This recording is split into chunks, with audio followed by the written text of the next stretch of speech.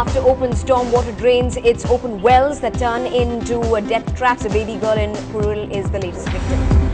Puducherry's absconding Education Minister Kalyana Sundaram resigns from the cabinet and arrest is likely soon. Senior advocate Ram Jethmalani meets the 3 convicts facing the death penalty in the Rajiv case in Vellore. To hear from the convicts themselves that they are innocent. But as for his previous VIP client and Rajya Sabha MP Kannimuri, Jethmalani is surprised over the repeated denial of bail to her in the 2G case. I don't know why she is kept in jail at all. Nuclear scientists launched the plant's safety mechanism, but protesters refused to budge at Kudamkulam.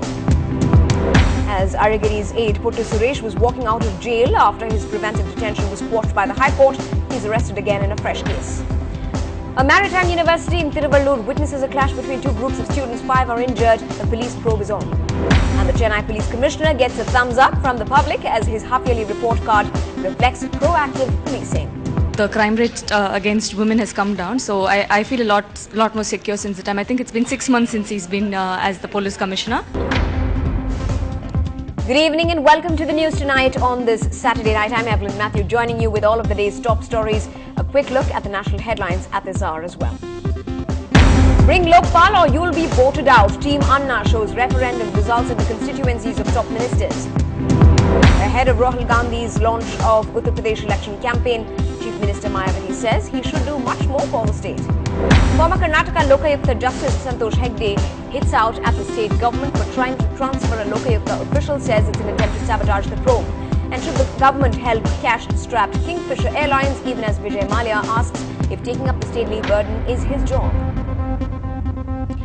In a very tragic incident today, a 3.5-year-old baby girl has fallen into a 40-foot well in Purul area and did not survive. The kindergarten child was found dead on the spot by the fire and rescue team that swung into immediate action. There was apparently no surrounding wall, thus posing as a grave danger to many of the residents within that vicinity.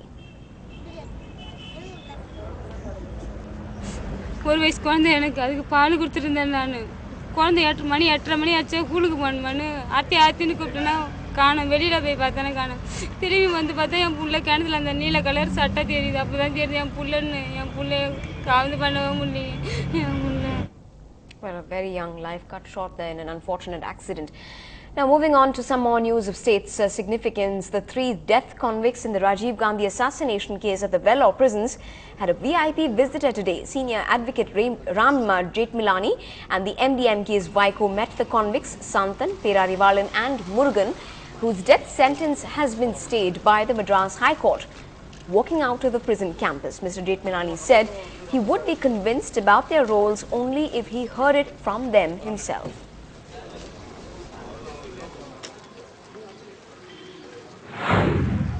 I have come here because my friend Vaiko has put me into this case. The credit goes to him. The convicts did not even know me before. If they have to thank anybody, it is Mr. Vaiko. Now, what passed between me and the convicts in this small meeting, I am debarred by the rules of my profession from disclosing to you. But I came to this place only for one purpose: to hear from the convicts themselves that they are innocent. I wanted to hear it from their mouth. And by my experience, I judge what my clients have now told me. What my convictions are, I can't share. And while at Vellore today, Mr. Jethmalani also expressed his surprise at the repeated denial of bail to his previous VIP client and Rajya Sabha MP Kannimuri in the 2G scam case. I don't know why she is kept in jail at all. I don't know why she is kept in jail at all. Moving on. Just when MK Aragiri's close aide Suresh Babu alias Puttu Suresh walked out of jail, he was forced to return right back in after being arrested for assaulting a newsprint reporter working for a Tamil weekly.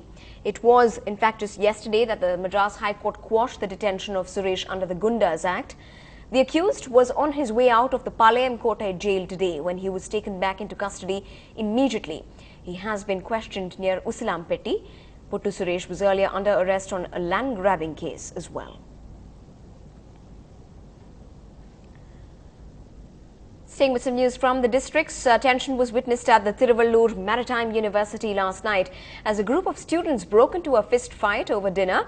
When finally a student tried breaking into the line and made his way into the queue waiting for dinner, a clash in fact had broken out between seniors and juniors. A group of students from North India were believed to have outnumbered some of the Tamil students there as the fight got ugly, causing injuries to some even. 5 students have been admitted to the hospital there and a police inquiry is currently on. Back to news from the city. He was the first bureaucrat to be posted by Chief Minister Jayalalitha almost immediately after she was sworn in, and J.K. Tripathi seems to have lived up to the expectations of both the government and the public. 6 months into his tenure, the polite yet no-nonsense Chennai Police Commissioner has cracked the whip on land grabbers, packed off dreaded criminals to the plural prison under the Gundas Act, solved most grave crimes, busted rackets, recovered stolen property, reunited kidnapped children with their parents and infused accountability and transparency in policing. So the Commissioner's half-yearly report card gets a big tick mark from his subordinates as well as the public. There are reports that the police chief may be off to Hyderabad and London for routine training for his IPS batch later this month. But most city residents hope that this honest officer is given a long tenure to keep criminals at bay here in Greater Chennai. I think because the new commissioner, the crime rate has gone down considerably. Chennai has become more safer place to live in. Since the time Tripathi has come, I think the crime rate against women has come down. So I feel a lot more secure since the time. I think it's been 6 months since he's been as the police commissioner. He's doing a good job. We are awaiting some more of time to actually judge him. But till now the going has been good. I hope he does a better job in the coming years. In my opinion, Mr. Tripathi is doing his job very nicely. He has taken control of the whole internal system of the Tamil Nadu in a very short time and have a very good control on the entire team. I think crime rate has been reduced in Chennai now compared to 6 months ago, and he has done a good job. Continue your jobs. Hats off, sir. Quite some goodwill there among Chennaiites. Now, onto some news from the neighbouring Union Territory. Puducherry's absconding Education Minister PML Kalyanarasundaram has finally resigned from the cabinet. This development comes after the Union Territory's Chief Minister N. Rangasamy wrote a letter to Lieutenant Governor Iqbal Singh recommending the removal of Kalyanarasundaram today. In fact, sources add that the Tamil Nadu police is likely to arrest him for sending a proxy to sit for his SSLC Class 10 examination.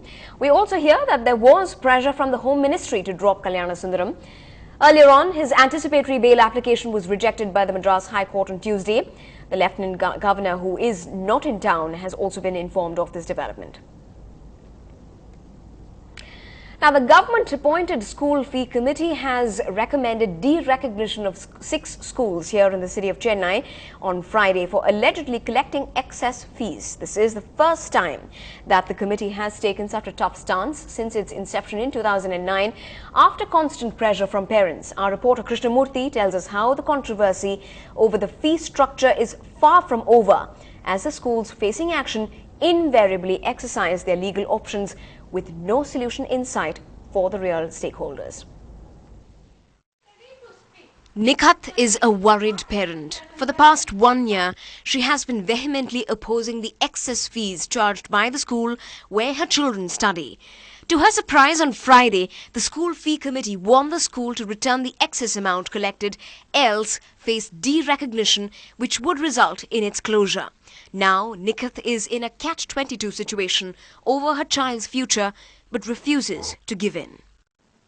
This is not right. We are all from a middle class people. Each one has their commitments. We have to see that. One time they tell this is the amount and they collect it. Again, after a few months, They say, no, you have to pay this fees, which is atrocious, which I'm unwilling to pay.